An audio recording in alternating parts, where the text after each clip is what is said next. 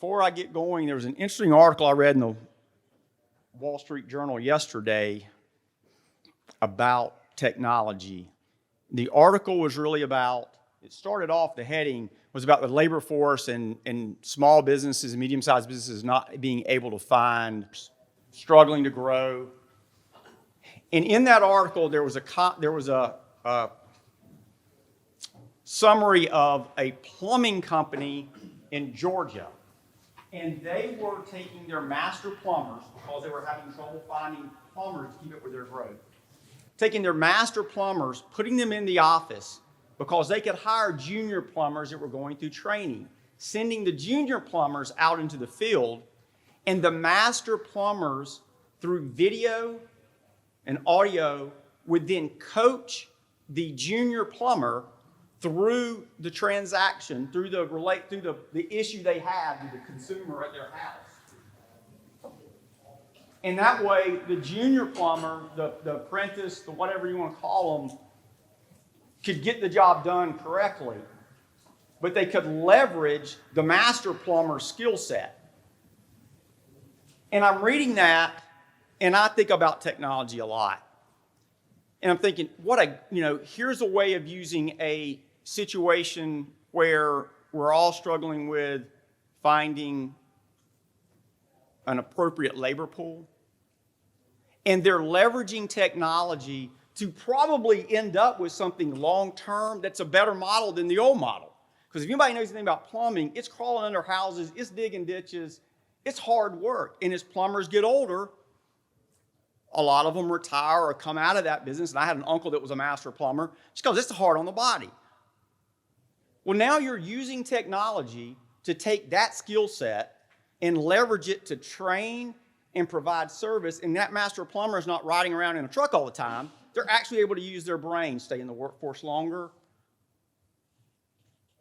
train people better, provide better service. It was a great example of using technology, in my mind, for someone to be able to eventually expand their business and take a negative and to make it into a positive long term.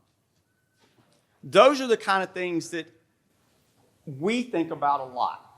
And so I just threw that out there at the very beginning, kind of to say, as we go through some of the technology stuff today, it's not always what you think where it may start is where you end up. It's having some basic knowledge and skill sets inside your company to make sure as these unexpected things come up, you're able to adapt.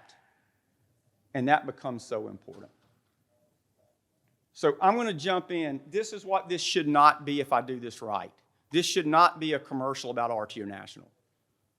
That is not my intention. I will obviously refer to my history and I will refer to our products and processes because I'm most knowledgeable about those. But it should not be an infomercial about us. I ask if you have a question at any time, please raise your hand. This will be so much better if there's input from people of all of you all that are sitting in the audience. It will be way better if I have participation. Because if you're thinking about it or have a question, there's a bunch of other people sitting out here that have the exact same question, and we'll have a question and answer at the end. But if we're in the middle of a topic and someone's got a question and it looks like there's a lot of other people in the audience that have the same question, let's dive in. I don't want this to be, I'm not going to cover everything. I could do this for 2 days and not cover everything. So I'm going to move pretty quick. But if you have a question, please ask it.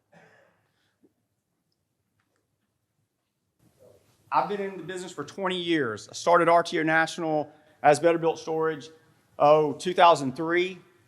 And I'm going to give you a little bit of background about me and the company, just so you go, okay, Phil, if you're going to talk about technology, what the heck do you know about technology? Why are you the one standing up there talking about it? So I've been in it 20 years. I've got a finance background. Have had a great experience in the industry for 20 years. I spend most of my time on our people, our strategy, and our technology. I am best described as a skeptical optimist. I'm a huge believer in the future. I'm a huge believer in using technology, but it is not a solution to everything we do. And there are places in the business that you need it. There are places in the business that the technology may not be ready for the business. And if you have a predisposition not to want to use technology, that does not mean your business will be a failure. It may limit you, in my opinion, to being able to do certain things, but I'm not one of these that tries to dictate you have to do these things. So that tells you a little bit about me. But I am a believer in what I tell you, and most everything that we talk about today, I have direct experience and can relate to a specific thing that we've done with our business. And then I'm happy to hypothecate on the future and all these things that might happen. So that's a little bit about me. Our company, again, try to go through this quickly, but to give you some sense of how we use technology, we started in 2003, and we were a manufacturer originally. I am a horrible manufacturer. We were a manufacturer, a retailer, and a finance company. And just by nature of my background, I am stronger in finance than manufacturing. And I struggle personally in doing it all as a company. And so we chose to focus. And in 2009, we got out of manufacturing and began focusing solely on rent-to-own with other manufacturers. So that gives you a little timeline. 6 years of my life was nailing sheds together and going on deliveries. I cannot drive a wide load to save my life. After the first one, I said, I'll be the passenger and I'll pay somebody to drive. So I will tell you where my expertise lie and do not lie. They do not lie in that, and I have a huge respect for the people that do, but I've done it. And probably done 100 deliveries sitting in the truck and leveling the buildings. 2010, we were I don't think there's anybody that'll argue with me of this, although I'm happy to have it. We were the first company to do online order system. So we were the first company in the industry back in 2010 to go through and say, we have an online system for a dealer of ours, for a rent-to-own company, to type in customer information, to type in the building information and submit it. They didn't have to handwrite it. That was the key, and I'll talk about that in a minute of why. But that goes back to 2010. The system that we started in 2010 and we use we've released it as a management system, we started building, again, that long ago. So we've been doing this side on the technology for a long time. In 2015, we started doing finance, and that's an hour-long presentation talk about why we got into finance and didn't stay in rent-to-own, but we started doing it, and I'll talk in a minute about why that adds some complications to our business. 2017, we did electronic signatures. So we started doing electronic signatures using technology to capture signatures electronically on our contracts in 2017. In 2014, we were doing image caption. So at that time, our salespeople had to go to all of our lots. And as a rent-to-own company, we're in 50 states. We have sheds all over the place. And our salespeople back in that day had to touch that shed every 3 to 6 months, take a picture of it, and upload it to our website so that we knew it was there. So those are some things that we've been doing since 2014 internally. 2017, we did e-signatures. 2019, we started doing other industries. So we're in HVAC, we call it comfort systems, tankless water heaters, and some of those things. The reason I bring that up is if we did not have the technology platform that we have, we would have been really a struggle to do that, to pivot. But we have a pretty integrated platform we'll talk just a little bit about. But again, I do not want to get on to an infomercial for our business, but I think it'll give you some understanding of why I'm the one up here talking. In 2010, we released our dealer management system. There's a long story about why we ended up doing our own. We can talk about that if we have time at the end, but we released that out to the market. Today in 2020, and today over 50% of our deal flow comes through, or the dealer that works with us doing contracts flows through that system. That just tells you we got a lot of volume coming through it. So it's not like something we're trying to figure out how does it work. We're still improving it, but it's something that gets enough volume that we've had it out there, we've tweaked it a lot. We've used a technology in our business. I go all the way back, and basically the same platform since 2010. So We have probably 20 people, I think I kind of did it in my head, about 20 people in our company that are devoted directly to technology. And these are a combination of web developers, product owners, and some IT infrastructure people. So as an organization, we have a group of 20 that focuses nothing on technology historically for just us. And this doesn't count our analytics team, just for us.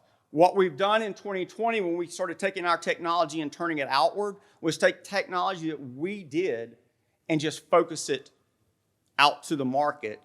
So most everything we do, with the exception of a couple of small pieces, we've been doing for a long time.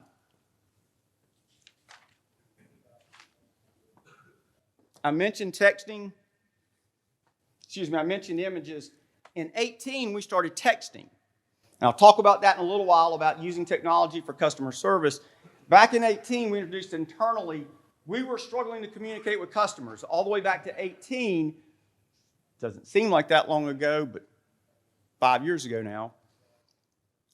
We're, at the end of the day, finance company doing account management. So I'm trying to call a customer and I can't get them to call me back to collect. I'm trying to call, in certain cases, dealers, and I can't get them to call me back to find out things. But if I text them, they'll text me right back. Or they'll call me right back. Well, my problem is I've got a bunch of account collectors and account managers out there. I can't ask them to use their personal phone to try to collect them. First of all, it's probably illegal. Second of all, it's just not the right thing to do. So back in 2018, we integrated our system with a texting platform so that our collectors can sit and text directly to someone's line right off of their computer. We record that. When they text back a reply, it's automatically recorded. And then we rolled it out to our dealer management team, our dealer support team, and we use it in a couple of other parts of the business. So those are technologies that we've introduced and used for years to help us just operate our business better. We're in 50 states, 48. A couple states can't do it in, and we're in finance and most all the same. The only reason I put that up there, as we talk through this, whether you're a manufacturer or dealer, it's important to know that how we use our technology and what I'm going to be talking about is directly related to and correlated with how you run your business. We have inventory all over the country. It doesn't really matter, though, whether we're in South Carolina or Virginia and it's in California, and if you run, say, a territory of 3 or 4 states, it's just a long way from home. You can't get in the car that afternoon and go look at it. So you got to know where it is, how long has it been on the ground, do I have a picture of it? How much did it cost me to build? How much does it retail for right now? If it's been sitting there too long, what are my margins? What should I cut it? Should I cut the price? It's been sitting there for 180 days.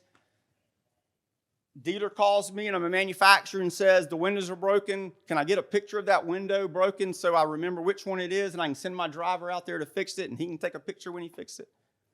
The same issues that everyone else is as a rent-to-own finance type business, we deal with also.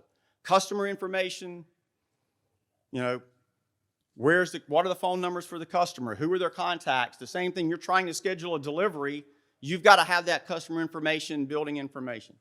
Point of that is we deal with a lot of the exact same issues in running our business that manufacturers and dealers operate off of also. That's as close to the infomercial as you're probably going to get. Let's leave it at that. And if anyone has a question about our business, I am happy to answer them later. But I've now taken 5 minutes longer than I wanted to talk about us, so I want to get going into this.